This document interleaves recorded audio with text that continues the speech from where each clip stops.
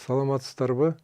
Бүгүнкү биздин өтө турган темабыз режиссердун мүнөзү, сапаттары тууралуу болот. Бул режиссер деген, жана биз сиздерге өткөн темаларда айтып кеттим. Режиссер деген бул негизги чыгарманын көркүн чыгара турган, ошону көрүүчүлөргө жеткире турган кесип болуп саналат. Ошондуктан режиссердун кандай сапаттар менен режиссерде кандай сапаттар болушу тууралуу ар кандай талкуулар болуп жүрөт да. Негизи режиссердун биринчи сапаты бул абдан билимдүү болуш керек. Билимдүү деген себеби киноду айтып атпайбызбы? Кино деген өзү жанагы көркөм чыгармалардын көп тармагын камтыгандан кийин, ал жанагы сүрөттөн баштап музыка, архитектура, скульптура бүт тармактардын баары кирип кетет киногочу. Ал тармактарсыз кино өзүнчө жарала бербейт.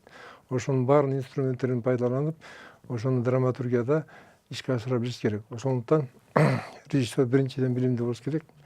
Экинчиден баардык тармак менен баардык тармактарга түшүнгөн, баардык тармактарды билген киши болуш керек. Ошондой эле мүнөзү боюнча ар кандай айтат. Бирөө айтат, бул абдан катуу киши болуш керек дейт. Бирөө айтат, бул өтө бышык киши болуш керек дейт. Же бирөөлөр айтат, режиссер деген командир болуш керек депсин. Бирок негизи режиссер деген чыгармачыл адам болуш керек. Ошол ар бир жанагы биз айтып кеткен топторго, кинону жаратуудагы туура ошолорго багыт берип, ошолорго өзүнүн оюн жеткире билген, ошону түшүндүрө билген адам болуш керек да.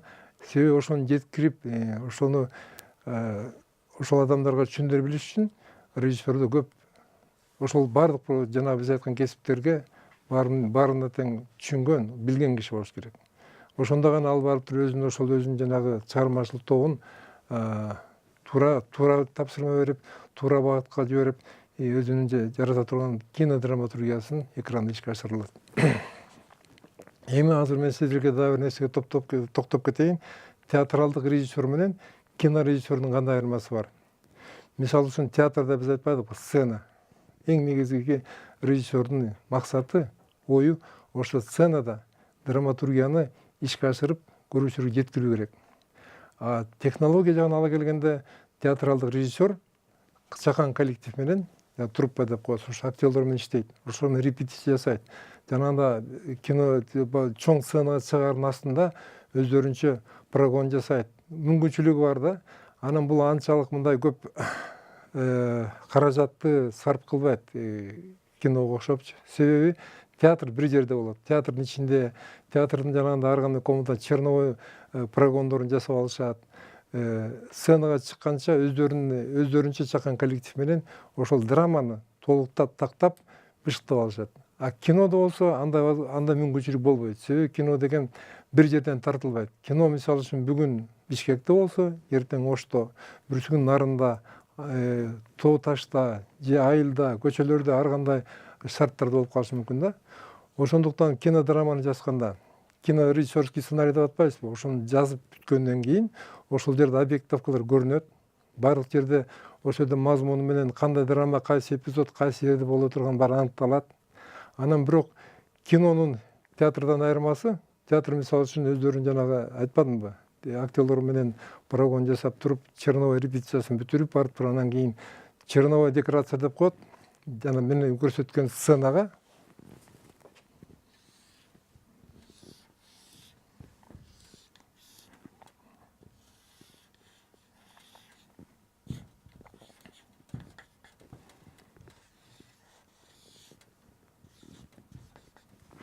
ушул сценага чыгып туруп, мизансцена деп коет. Мизансцена деген ушул сценадагы актерлордун кыймыл аракети театрда. Ушул жерде актерлорду сцена боюнча биз айткан жана декорациянын, 3 түрлүү декорациянын айланган эмесинде ушул жерде актерлорду ойнотуш керек да. Ким кайсы жерде туруш керек, ким кайсы жактан чыгыш керек, ким кайсы жерге келип туруп кандай репликаны айтыш керек. Кийин жанагы черновой немесин бүткөндөн кийин, репетициясын бүткөндөн анан генеральный эменин репетициянын астында черновой декорация деп условно жарыгы жок пока эмес, жанагы художниктин койгон декорациясынын эмесин негизинде сахнага чыгарып туруп актерлорго ошолордун мизансценасын түзөт. Мизансцена ошолордун сценада кыймылдарын түзөт да. кайсы жерден кайсы репликаны айтып кайсы сөз сүйлөш керек барын тактайт. Анан тактагандан кийин барып туруп художник келип декорациясын коюп берет. Спектакльге жасалган. Осветительдер болсо жарыгын коюп беришет. Көркөм жарыгын коюп, түн, күн ар кандай кылып коюп беришет. Анан барып туруп булар генеральный репетиция деген ошол болгон даярдалган спектакльди көркөм жетекчилерге көрсөтүп ошону тапшырат. Анан театрдын да бир жакшы мүмкүнчүлүктөрү булар ошону көрсөтүп тапшыргандан кийин булар биринчи премьерасын биздин борбордон көрсөтүп алып, анан айыл регионго барып туруп спектакльди көрсөтүп берет. Улам көрсөткөн сайын кандай каталыктар болсо оңдоп алышка мүмкүнчүлүк болот. А кино болсо бул театрдан айырмасы. Биз айтпадыкпы, жанагындай ар кандай жерден тартылат. Бир гана сцена же бир гана театрдан эмес. Жана биздин бүт республиканын ар бир регион, Тоо таштан, айылдан, шаардан ар кандай моменттер болот да. Бирок ошонун баарын тарткарда ошону уюштуруучу продюсер ошону даярдап бериш керек объекттерди. Жанагы сценарийди алып туруп ошол объекттерди эртерээк группадан барып дайындап, группага бүт тактап бериш керек. Эмне керек, кадрда эмне керек болсо ошонун баарын топтоп коюш керек да. Анан ошол кезде кээ бир объекттер дайын болбой калат. Режиссер сценарийди алат дагы ошол сценарий менен толук катары менен тарышка мүмкүнчүлүк болбой калат да. Мисалы үчүн бүгүн ошол продюсер кинонун башындагы объект эмес, финалын дайындап койду деп коелу азыр.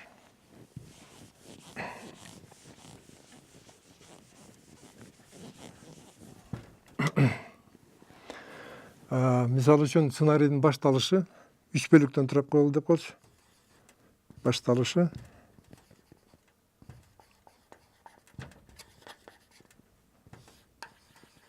ортосу,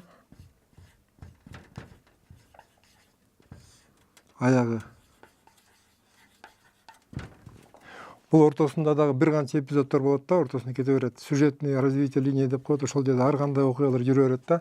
Ошол окуялардын жүрүүсү боюнча, мисалы үчүн бул Бишкекте болсо, бул Ошто, бул Нарында,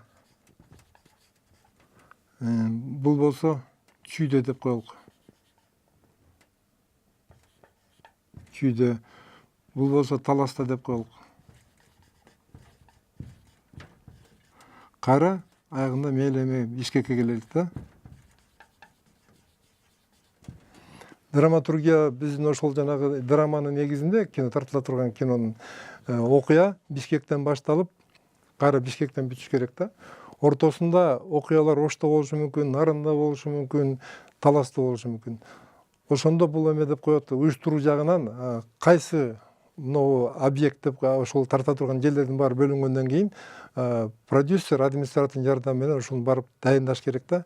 Мисалы үчүн башында Бишкек дайын болбой калды деп коелук да, Талас дайындап койду. Режиссер Таластан башташ керек.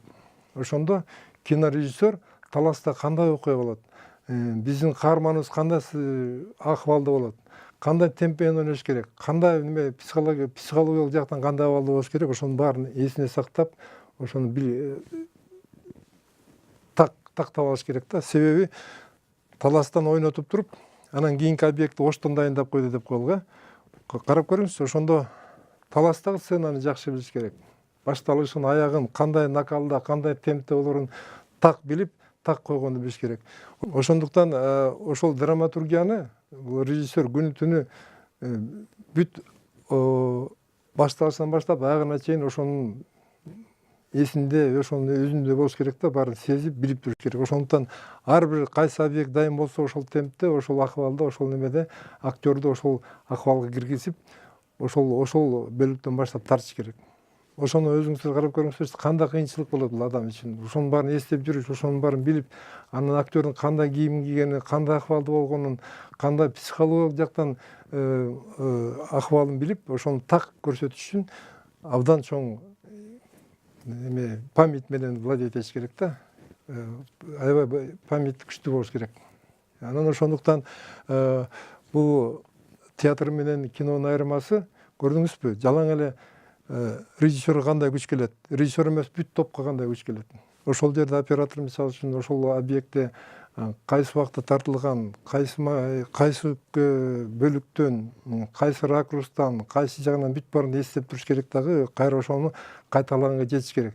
Эгерде материал туура эмес тартылып калса, кайра тарта келгенде ошону ордуна кое туруп, кайра ошону кайталаганга дайым болуш керек да. Ошондуктан бул кинодо абдан кыйынчылыктар көп да. Себеби жасалма театрдагыдай декорацияны же кийимди кийгизе албайсың да. Ал жерде баары так, турмуштагыдай кийим, биз мисалы үчүн бүгүнкү күндөгү акыбалды көрсөтүп атсак, бүгүнкү күндө кийим болуш керек. Ошол кийимдер жасалма, жанагындай бир костюмдар болбойт. Ошол нак биз кийип жүргөн кийимдер турмушта кандай ошондой экранда көрүнүш керек. Себеби экрандан фотографический эме деп коет. Фотография деген бул ар бир нерсенин бүт детальдарын, ошонун фактурасын баарын анык так көрсөтүп коет. Ошон үчүн кинону, фотографияны алдай албайсың. Ошон үчүн грим дагы бизде кино тартып атканда ошончолук неме назик болуш керек. Жанагындай театрга окшоп 20-рядка жете турганда алып туруп грубый грим жасай албайсың. Ошон үчүн баары тең чеберчилик менен ушунчалык тыккан жасаш керек да. Себеби ошол актер ойноп атканда, камера жакындаганда актердун көзү да ойнош керек. Ошол өзүнүн ошондой репликаны сөздү сүйлөбөй, унчукпай да кээ бир кадрлар бес болот да. Ошон үчүн кино менен театрдын айырмасы бул жерде өтө чеберлик керек. Өтө сезимтал болуш керек. Өтө ошону турмуштагыдай кылып туруп көрүүчүлөргө жеткире билиш керек да. Ошол кино режиссердун театрдан айырмасы ошол менен айырмаланат. Ошондой эле бул жерде техника менен байланыштуу канча группа, 100ге жакын группа жүрөт, 100ге жакын ошол топ жүрөт режиссердун тегерегинде. Ошонун баары менен тил табышып, сүйлөшүп, ошолордун ынтымакта жакшынакай алып жүрүп, кинонун аягына чыгыш керек да. Ошондуктан жалаң эле жанагындай биз айтып аткандай командир да боло албайт. Бул режиссер деген абдан сезимтал, ошончолук баарын дилгир жана билгири болуп туруп, жумушту өзүнүн угу менен, өзүнүн оюндагы, өзүнүн айта турган оюн, өзүнүн ойлогон оюн ошол адамдардын арты менен жеткирип алыш керек. Себеби мен башында айтып кетпедимби, режиссер деген бул мисалы үчүн көрүнбөгөн профессия. Бирок режиссердун күчү менен, жанагы оркестрдагы дирижер кандай болсо, режиссердун да кызматы ошондой болуп туруп, бүт ошол топту, өзүнүн группасын, өзүнүн драматургиясын, өзүнүн жасап аткан киносун иштеш керек да. Ошондуктан режиссер деген бул абдан көп мындай сапаттар менен сапаттарга ээ болбосо, анда ошол группаны башкарыш да кыйын болот, иштеш да кыйын болуп калат да. Анан кинонун бир мисалы үчүн буга чейин азыр мына кино бир аз режиссерга да бүт могу тартууч топторго жеңилдеп калды. Себеби азыр мына цифровой кино деген чыкты да. Санарип киносу чыкты. Санарип киносунун бул жакшы жери, мисалы үчүн сиздер тартып алып болгон объект ошол жерден карайсыз дагы, катасы кетип калса ошол жерден оңдой коесуз. А мындан мурда санарипке чыкканга чейин кинематография группасында кыйынчылыктар болгон. Себеби кинопленкага тартылыш. Кинопленкага түшүрүп, анан кийин топту чогултуп түшүргөндөн кийин аны кайра химиялык жол менен обработка кылып туруп кайра көрүш үчүн кандай бир убакыт талап кылчу. Ошол кезде мисалы үчүн ар кайсы жактан келген актерлор келет. Биздин кино актерлор жалаң эле биздин Бишкектен болбой калышы мүмкүн.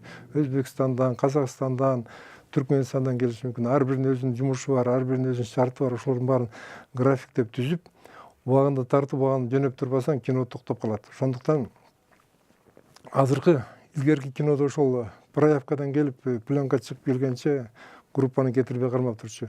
Азыр болсо бүгүн тартылды, кечинде самолет кушуп учуп келиши мүмкүн. Себеби ошол жерден эле санарипте монитордон карап, бүт кадрдын баарын оңдоп, түздөп алса болот да. Анан ошондуктан азыркы убакта, азыркы киночуларга өтө көп жеңилдиктер келип атат да. Бирок ал жеңилдик деп эле жеңил көңүл кош кинону тартып бергенде болбойт. Кинонун өзүнүн бүт закондору бар, өзүнүн бүт тартиптери бар. Ошо менен көркөмдөп, жакшылап туруп чыгарбаса, кино өзүнүн негизги чоң жалпы экрандагы максатына жетпей калышы мүмкүн. Ошондуктан азыркы режиссерлорго абдан жакшылап ойлонуп, бүт тактап, тастыктап туруп анан кийин барып кино түшүрбөсө, эптеп эле кино тартам деген бул өтө болбогон бир жеңил ойлук деп ойлойм да. Ошондуктан бул кино деген өзү абдан адамдын терең оюн, ошону мындай тастыктап, ошону тактап алып туруп, анан кийин ошол драматургиянын бүт майда чүйдөсүнө чейин, чөйрөсүнө чейин психологиялык жактан барлык жагынан карап алыш керек дагы, анан кийин барып экранизировать этсе болот. Ошондо гана жакшы кино чыгат. Ал жалаң эле драматургия эмес, ал жерде ошол адамдын тегерегинде, режиссердун тегерегинде өзүнүн ишин жакшы билген профессионалдуу адамдар чогулуш керек. Ошол оператор болобу, художник болобу, кино эмне экенин түшүнүш керек, кинонун кадрын түзүлүшүн билиш керек, кинода кандай куралдар менен пайдаланганды билиш керек. Ошол жерде мына жана айтпадыкпы, театрда мизансценада бир эле сценада мисалы үчүн артисттерди ойнотуп каяктан чыгып, каяктан кириш менен бүтөт.